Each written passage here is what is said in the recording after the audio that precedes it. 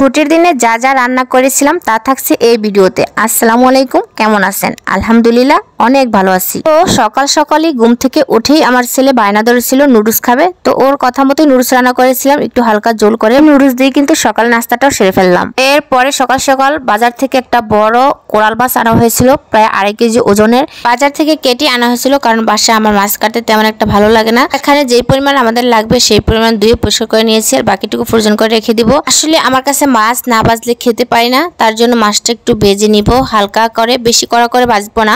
এভাবে ভেজে আমি কিন্তু মাছটা একবারে হালকা পেঁয়াজ, একটু কাঁচামরিচ আর একটু ধনেপাতা দিয়ে বোনা করবো। আজকে কোনো তরকারি দিব না, কারণ এই মাছটা বোনা করলে সবচেয়ে বেশি মজা লাগে। তো দেখতে পাচ্ছেন এই সব কিছু মশলা মাছি দিয়ে কষিয়ে আমি কিন্তু মাছটা বোনা করে নিলাম। মাছের কালারটা কিন্তু মাশাআল্লাহ দেখতে অনেক সুন্দর, খেতেও কিন্তু দারুণ লেগেছিল। আর অন্যদিকে আমি ডালটাও বসিয়ে দিয়েছিলাম, ডালটা আমার প্রায় হয়ে গেছে। এখন ডালটা নামিয়ে নিলাম চুলা থেকে।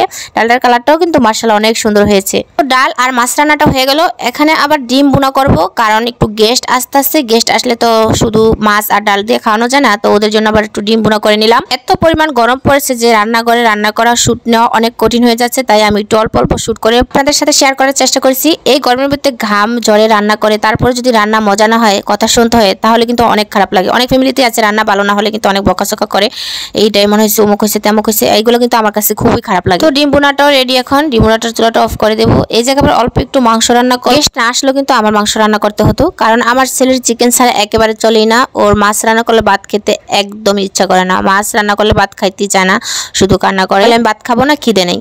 তাই ওর জন্য মাংস আমার রান্না করতে হয় মাঝে মাঝে। আমি প্রায় সময় বেশিরভাগ অল্প অল্প মাংস। আসলে বাচ্চা মানুষ তো এরকমই, কার কার বাসায় বাচ্চারা এরকম করে খাবার নিয়ে আমাকে অবশ্যই কমেন্টস করে জানাতে ভুলবেন না। এখানে কিন্তু আমি তেল, পেঁয়াজ, গরম মশলা, আদা রসুন, তারপরে মুরগি মাংস দিয়ে ভালো করে নেড়ে চেড়ে কিন্তু মাংসটা একটু ভাজা ভাজা করে নিব। এর সাথে সাথে কিন্তু মশলাটাও ভাজা হয়ে যাবে। তারপরে কিন্তু আমি এখানে হলুদের গুঁড়ো, মরিচের গুঁড়ো, পরিমাণ মতো পানি দিয়ে মাংসটা মশলার সাথে মিশিয়ে নেড়ে চেড়ে তারপরে কিন্তু ভালো করে আরেকটু কষিয়ে নিব, কারণ মাংসটা যত কষানো হবে সবসময় কিন্তু মাংসের টেস্টটা কিন্তু আরো বেশি ভালো আসবে। একটা কথা মাথায় রাখবেন, অনেকেই ভাবে ব্রয়লার মুরগি খেতে গন্ধ আসে, ব্রয়লার মুরগি ভালো লাগে না। আমি কিন্তু এভাবে সবসময় রান্না করি, আমার কাছে কিন্তু একটু গন্ধ লাগে না। আমার পরিবারের সবাই খেতে অনেক পছন্দ করে আমার হাতের এই মুরগি রান্নাটা। এই পর্যায়ে ভালো করে কষানো কিন্তু হয়ে গেছে। এখানে পরিমাণ মতো ঝোল দিয়ে দিব। ঝোলটা দিব জাস্ট মুরগিটা সিদ্ধ হইতে যতটুকু পানির প্রয়োজন ততটুকুই। এই পর্যায়ে একটু নেড়ে চেড়ে ভালো করে মশলাগুলো মিশিয়ে তারপর ঢাকনা দিয়ে ঢেকে দিব। এই ধরেন 10 মিনিট বা 15 মিনিটের মতো রান্না করব।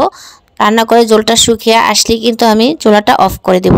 এই যে দেখতে পাচ্ছেন যেই পরিমাণ জলটা রেখেছি, কারণ বাচ্চা মানুষ খাবে, তো বেশি মাখা খাওয়া তো একবারে ঠিক না, তাই একটু জল জল রাখলাম। যাই হোক, রান্নাবান্নাগুলো শেষ। এখন এই জায়গায় দেশি মালটা আনা হয়েছে, এই মালটাগুলো কাটবো ধুয়ে।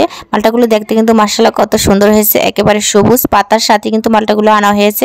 আজকের ভিডিওটা এই পর্যন্তই, দেখা হবে নেক্সট কোনো ভিডিওতে। আল্লাহ হাফেজ।